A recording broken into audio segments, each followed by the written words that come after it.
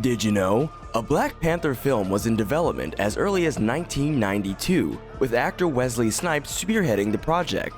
Snipes got a minor in African diaspora studies and was interested in bringing Wakanda's Afrofuturism to the silver screen. He was also confident the material would appeal to people of every race and show Africa in a more positive light than the stereotypes usually shown in the movies. Snipes' version of the Black Panther character was noble and a master of African martial arts. The film would also have portrayed Africa in a way that wasn't poor, depressing, or desolate. He wanted to harken back to ancient African kingdoms and African royalty such as Mansa Musa and his West African Mali Empire, but infused forward-thinking ideas and advanced technology. As Snipes explained, it had cultural significance, social significance. It was something that the black community and the white community hadn't seen before. Explaining this vision to executives, however, was difficult. Many industry officials were unfamiliar with the character. They thought Snipes was pitching them a film about someone from the Black Panther political party, a controversial group from the 1960s and 70s that focused on civil rights. Snipes felt that it was important to keep the film true to the comics and wanted a person of color to direct the film. He even created a short list of up-and-comers to direct, including Mario Van Peebles and John Singleton.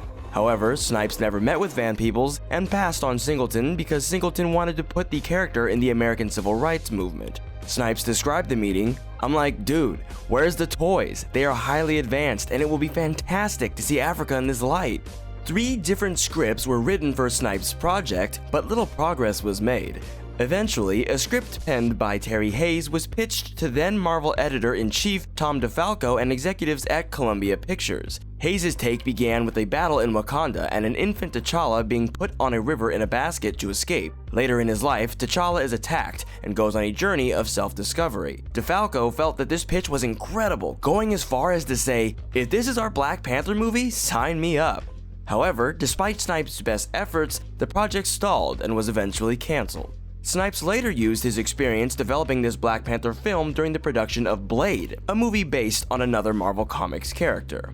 Interestingly, when Marvel Studios began casting Black Panther in the mid-2010s, Snipes was interested in the role but was told he was too old. When developing the story for Captain America Civil War, Marvel decided that they wanted to include a character that didn't necessarily agree with Captain America or Iron Man. They agreed this character should be Black Panther, which would also set up the character for a solo film afterwards. According to Marvel Studios president Kevin Feige, after it was decided to include Black Panther, the studio heads instantly agreed that the character should be played by actor Chadwick Boseman.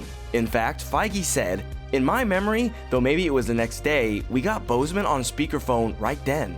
At the time, Boseman was in Zurich on the red carpet for the premiere of the film Get On Up, and his agent wrangled him off into a call with Marvel. Boseman didn't have to audition for the part, and won the role by simply being himself. Interestingly, Boseman didn't have international calling on his phone until that morning, after an interviewer recommended Boseman get it to call his mother. Boseman's role in Civil War and the interactions T'Challa had with his father in the film also convinced director Ryan Coogler to sign on to the Black Panther solo film.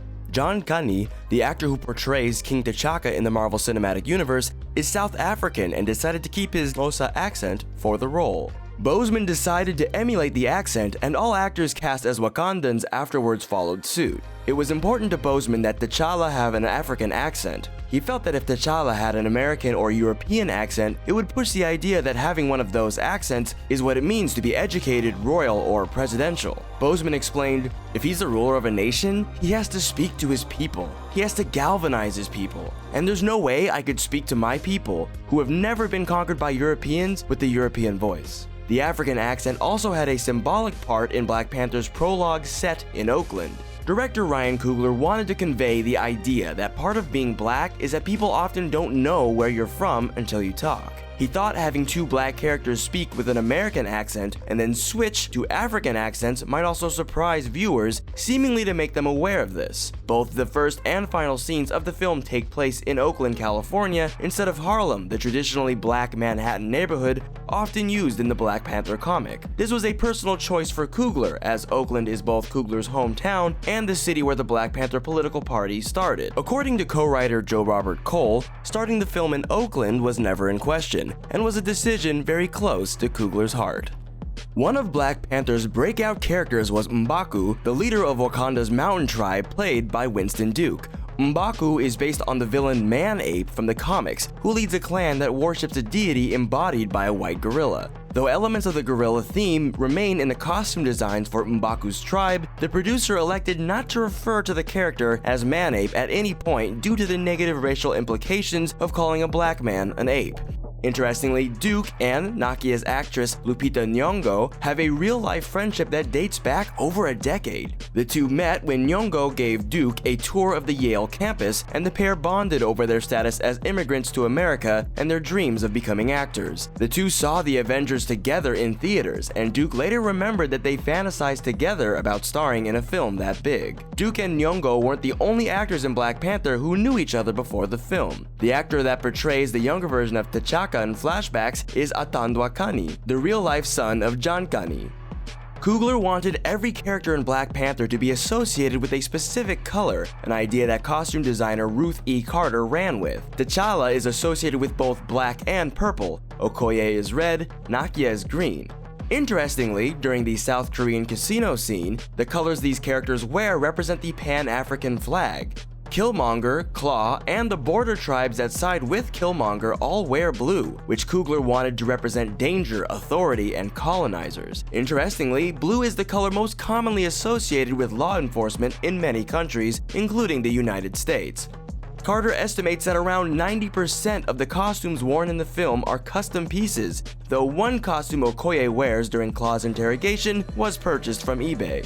Carter didn't know a lot about Marvel before working on the film, but liked the comic portrayal of Wakandan fashion, which featured large African headdresses with modern-looking suits. The costumes worn by many of the Wakandan tribes were directly inspired by traditional African garb. The merchant tribe resembles the Tuareg of the Sahara, while the mining tribe take inspiration from the Himba of Namibia. Interestingly, the designs found in the Steptown district of Wakanda were inspired by an Afro-punk festival in Atlanta, Georgia, where Black Panther was filmed. The border tribes wear vibranium-infused blankets that Coogler wanted to act as shields. These blankets are inspired by similar clothing worn by the Lesotho people of South Africa and were screen-printed with Adin cross symbols used by the Ashanti people. Much of Queen Ramonda's geometry-infused costume was 3D printed. This included her crown, which was inspired by hats worn by married South African Zulu women. To properly create the crown, Carter reached out to UCLA's 3D printing and fashion expert Julia Corner. Another costume that was 3D printed was the dress worn by Nakia during the casino scene, which was hand-painted with iridescent paint. Shuri's design was intentionally quirky and incorporated a great deal of leather and mesh. Coogler wanted Shuri to, as Carter put it, have a serious sneaker game. T'Challa's costume was intentionally kept more simple than the others so it looked more regal.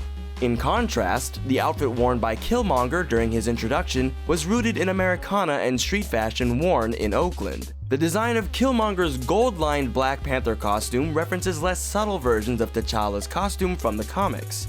Additionally, this costume is covered in spots similar to those of a leopard, perhaps a reference to when Marvel Comics briefly changed T'Challa's codename to Black Leopard in the early 70s to distance the character from the Black Panther political party. The filmmakers wanted all Wakandans to wear their hair naturally, and scenes where they aren't or are wearing wigs are supposed to feel out of place and make the characters uncomfortable.